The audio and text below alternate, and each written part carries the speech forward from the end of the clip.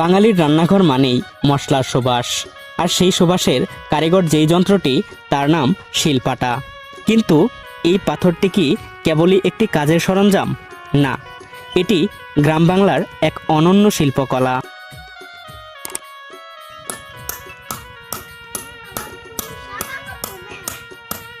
ধূসর পাথরের বুকে সিনিহাতুরির ঠুকঠাক শব্দে যখন ফুটে ওঠে ফুল, লতা কিংবা জ্যামিতিক নকশা, তখন তা হয়ে ওঠে একটি জীবন্ত ক্যানভাস।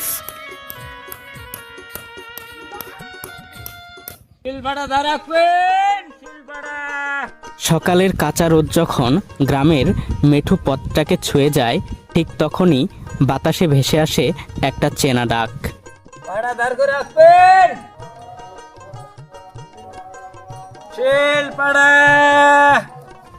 কোনো যান্ত্রিক কোলাহল নয়, এ এক অদ্ভুত চেনা সুর।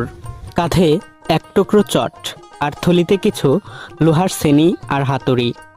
তারা কোনো বিলাসী শিল্পী নন, অথচ তাদের হাতের ছোঁয়ায় প্রাণ পায় শক্ত কালো পাথর। তারা আমাদের শিলপাটা খোদাই শিল্পী। শিলপাটার এই নকশাকে গ্রামীণ ভাষায় বলা হয় পাটা কাটানো। এই কারিগররা মূলত যাযাবর, গ্রামে গ্রামে ঘুরে বেড়ানোই তাদের কাজ। একসময় বিয়ের আগে নতুন শিলপাটার গায়ে নকশা করা ছিল এক অলিখিত নিয়ম। মাছ, লতাপাতা কিংবা শখের আলপনায় সাজানো সেই পাথরটি হয়ে উঠত নতুন গৃহবধূর নিত্যদিনের সঙ্গী। নকশাগুলো কেবল সৌন্দর্যের জন্য নয়, বরং পাথরের ঘর্ষণ বাড়িয়ে মশলাকে দ্রুত মিহি করার এক বৈজ্ঞানিক কৌশলও বটে।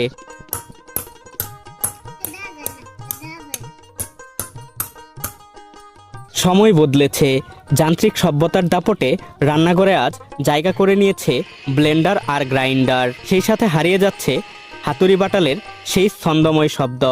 নতুন প্রজন্মের কাছে শিলপাটা এখন কেবলই শৌখিন বস্তু।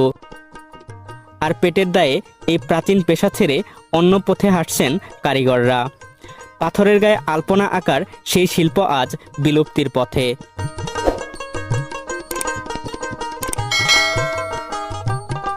আপনি কত বছর যাবত এই কাজ করছেন? 12 বছর। 12 বছর। এই পেশায় আপনি কিভাবে এলেন? এটা কি আপনাদের পারিবারিক পেশা নাকি কারো কাছ থেকে শিখেছেন?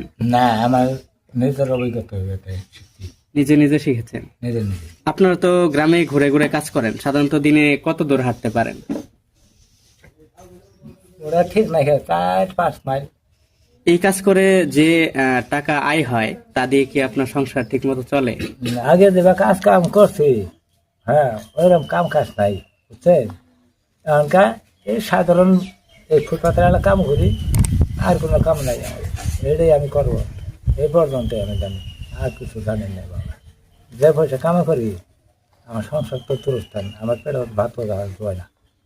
টেকনোলজি হয়তো আমাদের কাজকে সহজ করেছে, কিন্তু শিলপাটাই বাটা সেই মশলার স্বাদ কি আর এখন পাওয়া যায়?